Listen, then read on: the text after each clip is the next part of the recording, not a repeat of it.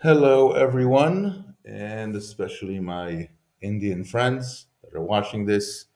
My name's Itai Levitin at Investing Live. I actually haven't looked at the Indian rupee or the Nifty in a long time. I usually do other instruments across NASDAQ and stocks, commodities, gold. You can check out investinglive.com, where there's a nice trade compass occasionally during the week. And you can also come over to the our Telegram channels. You can go here, Telegram channel, and here there's a free one where you can come and see trade ideas. But let's get back to the rupee now. Because it's just printed an all-time low, then it's quite hard to predict what's going on next. We have limited tools, and we have this trend line, which I think I need to fix now. So it needs to be exactly precise as well. And let's do that again. Let's because it moved somewhere. So let's do that again. Different algos have different ways of drawing the trend lines, but let's start with the most obvious. I'm looking at the weekly time frame. I'm using a magnet, and I'm taking the low here and the low here. Okay, the low here and the low here, and extending it. Let's make sure that it has to be exactly precise in this case. This is exactly precise, and this is exactly precise. I'm using Trading View, and another thing you have to make sure that you are on logarithmic. Okay, otherwise, if you're not, the line changes completely. Look where it is now. Okay, let's do. Okay, so the log is the method that the pros and the algos use. So that's one trend line, and it's here. Now, because here also I have another low, and it's close also, it would come close to this close and this open, then I may want to draw another line. Let's look at that. We'll start it at the same place. Oh, not there. Let's draw it at the same place and put it on that low, and also put it on a different color so we understand what's going on. And I'll view here as well. Okay. See, it's going on the next low, and it's another close one. And I want now to go on an hourly time frame close to where I am. Let's look at actually the 4 hour one.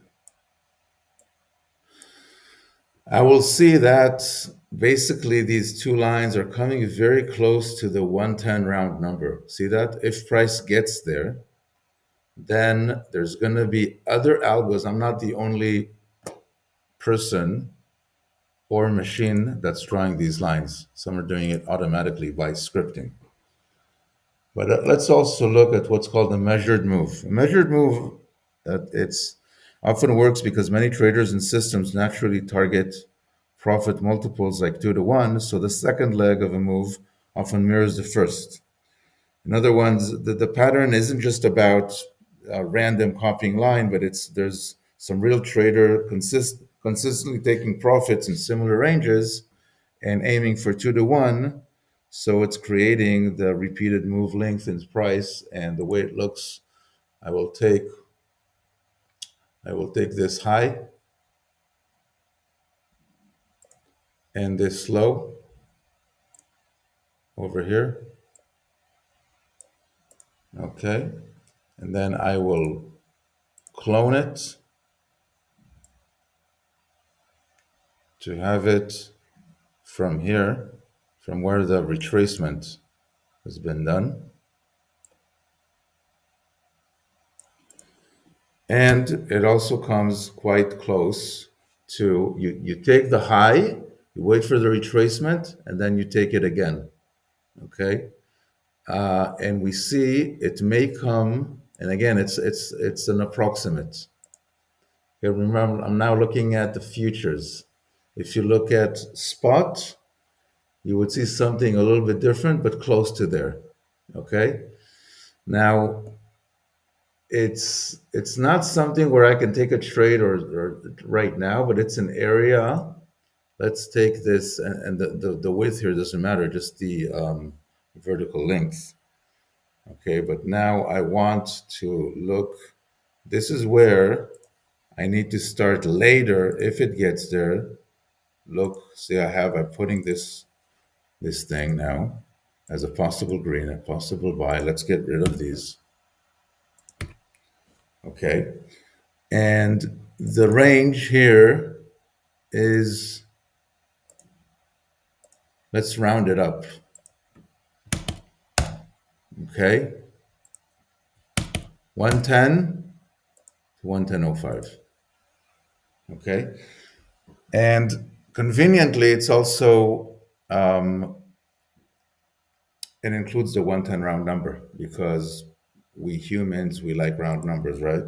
If I tell you that Apple is went down from, let's say, just $170 all the way to 100, rather due to 103.17.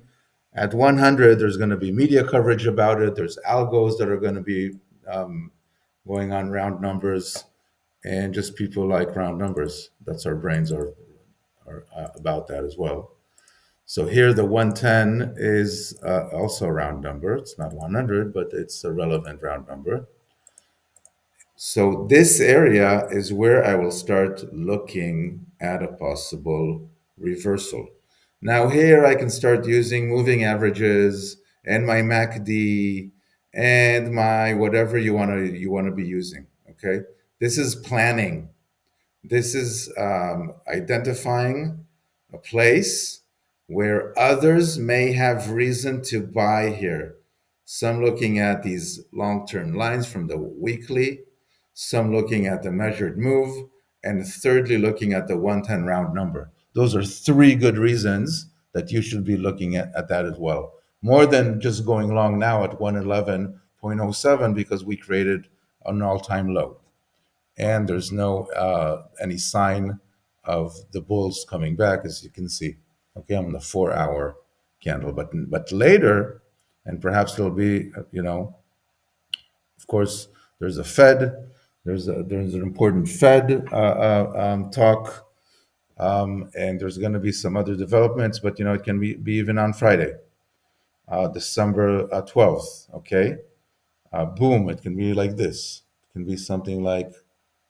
Mm-mm-mm. And I'll show you, where is it? Toot, toot. I will find it. I will find it, don't worry. If not, I will have something else. There we go. Okay, it can be something like this, even breaking down a bit and then going up. Okay, those that studied week off can look at possible week off patterns here as well. Those are looking at whatever you're looking at, you can just, it's a good area to look at. Okay. Now, what happens if I go, oh, watch, I saw this cool dude, Itai Levitan at Investing Live. He told me to look at 110 to 110.05. It even dripped down, crossed back up. I put an alert here. Let's put an alert here. Okay. You can put an alert on this trading view. Crossing up, I'm gonna get an alert. Open once per bar, fine. Okay, I'm going to get an alert about that. I'm going to wait until the 4 hour candle crosses up, went down, trapped some bears, crossed up. I'm gonna be going long. But what happens if it just temporarily goes long and then goes back up down? Well, here is where you take partial profit. We call it TP1. Okay. And usually at TP1, let's say you entered here on the crossover alert, you also move your stop to the entry. But even if you keep your stop lower because you took TP1, it mitigates your risk. You can still break even if you didn't move your stop, but you got to have a stop. Okay? You don't just sleep on it, at least if you're trading. If you're going long term and you believe, I don't know, whatever, that's fine. That's a different strategy. If you're trading, you got to have a stop.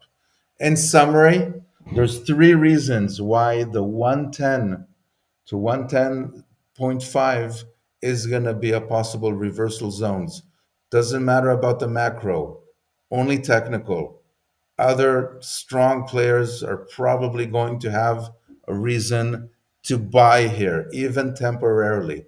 You can join that, quickly mitigate your risk, leave at least half off because this baby can be going up big time from here. It can be making you a lot of money. Don't take quick partial profits on that second part. You take a quick partial profit on the first part, the second part, you wait for the big one. Okay? If you enjoy this, do return to Investing Live. Check out our Telegram channel and see you there. You will also see me writing on Investing Live. And thank you for your attention. Bye bye.